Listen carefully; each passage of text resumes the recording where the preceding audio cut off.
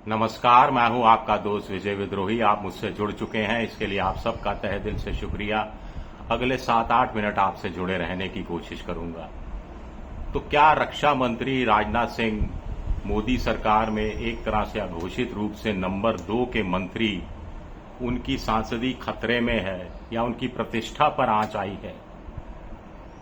प्रतिष्ठा पर तो आंच आई है। इस बात का सबूत यह है कि विपक्ष ने, कांग्रेस ने उनके खिलाफ, राजनाथ सिंह जी के खिलाफ लोकसभा स्पीकर को प्रिविलेज मोशन का नोटिस थमा दिया है।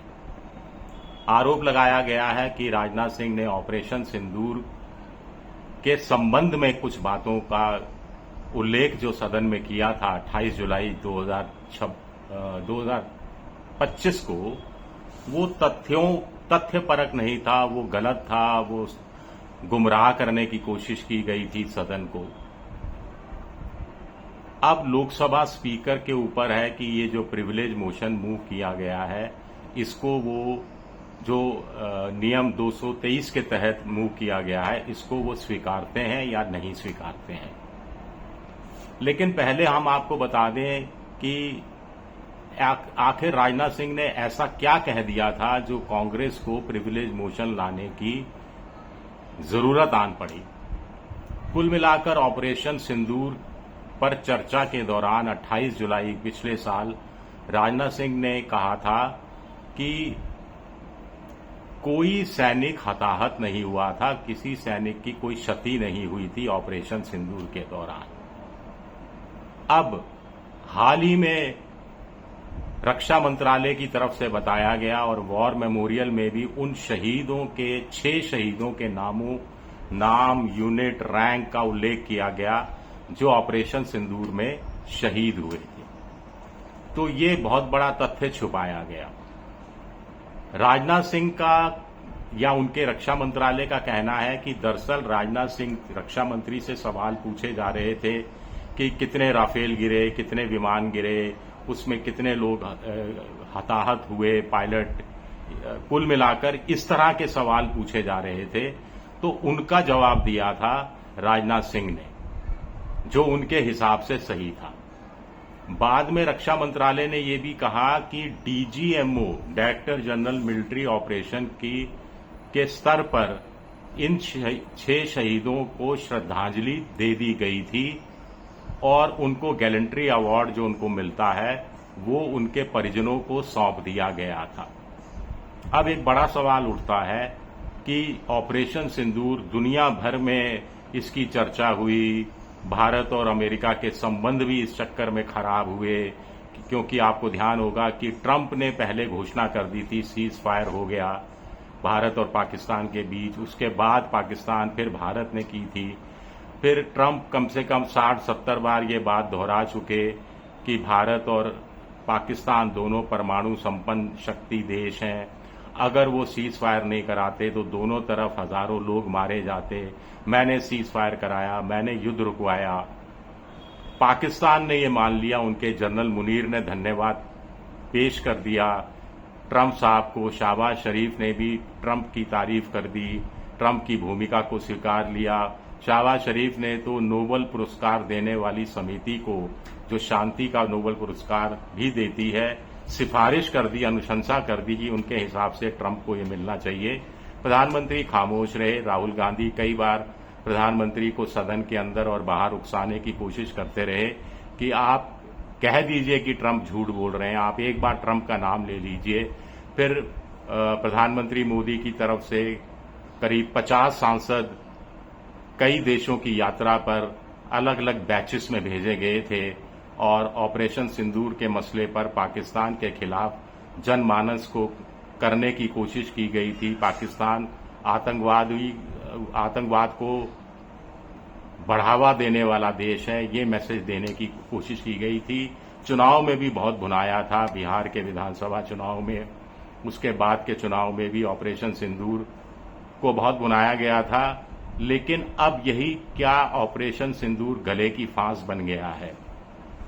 एक सवाल तो ये उठता है कि जो ऑपरेशन सिंदूर इस कदर दुनिया भर में जिसकी चर्चा हुई, अगर उसमें 6 भारतीय सैनिक शहीद होते हैं तो क्या पूरे राष्ट्र को, प्रधानमंत्री को श्रद्धांजलि नहीं देनी चाहिए थी? रक्षा मंत्री को श्रद्धांजलि नहीं देनी चाहिए थी? या श्रद्धांजलि उनकी तरफ से बनती नहीं थी क्या? डीजीएमओ स्तर के अधिकारी से क्यों ये श्रद्धांजलि दिलवा दी गई?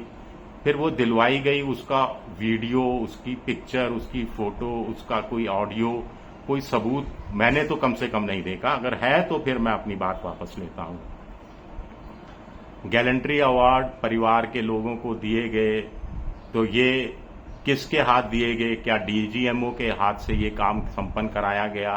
कायदे से तो रक्षा मंत्री को अवार्ड देने चाहिए थे। दिल्ली में उनके शहीदों के परिवारों को बुलाया जाना चाहिए था, राष्ट्र के सामने उनको पेश किया जाना चाहिए था, प्रधानमंत्री को भी मौजूद रहना, जैसा कि सिस्टम रहा है इस सरकार का।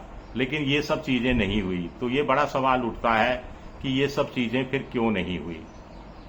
अगर चलते ऑपरेशन के दौरान सैनिक शहीद हो और देश का रक्षा मंत्री उस बात को छुपा ले, तो इसमें कोई दिक्कत नहीं है।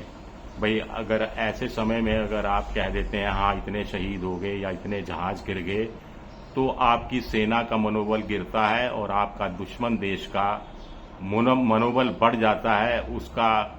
उसको बहुत कुछ कहने का मौका और आक्रमणों को तेज करने का मौका मिलता है, और एक जनमानस भी भारत के अंदर खिलाफ होता है। तो वो बात बिल्कुल सही है, ऐसे समय में छुपाना चाहिए, बात करने की कोशिश नहीं की जानी चाहिए। लेकिन 28 जुलाई तक तो स्थितियां सामान्य हो गई थी। हालांकि ऑपरेशन सिंदूर मोदी जी ने कई बार कहा कि बंद नहीं हुआ है भारत की तरफ से, वो सस्पेंड किया गया है। अब प्रक्रिया क्या है? विशेषाधिकार हनन का जो नोटिस अनुच्छेद 105 के तहत लोकसभा में और 194 के तहत राज्यसभा में कोई भी सांसद पेश कर सकता है। लोकसभा में स्पीकर को, राज्यसभा में सभापति को, और दोनों तय करेंगे, जिसके पास भी पेश होगा वो तय करेगा कि स्पीकर को, जो स्पीकर या सभापति तय करेंगे कि मंजूरी दी जाए या नहीं। मंजूरी दी जाती है तो विशेषाधिकार हनन समिति के पास ये मामला जाता है।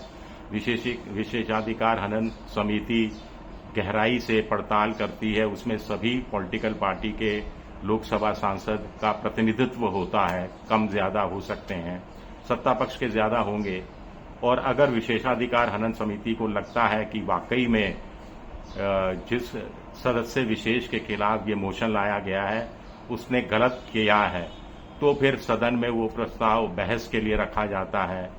अब इसमें कई बार होता है कि चेतावनी देकर छोड़ दिया जाता है, कई बार फटकार सी डांट भी दिला दी जाती है। कई बार होता है कि जो नियम है कि निलंबित भी किया जा सकता है कुछ दिनों के लिए, और बहुत सीरियस आरोप हो तो सदन भी, सांसदी चली जाती है, संसद से बर्खास्त कर दिया जाता है।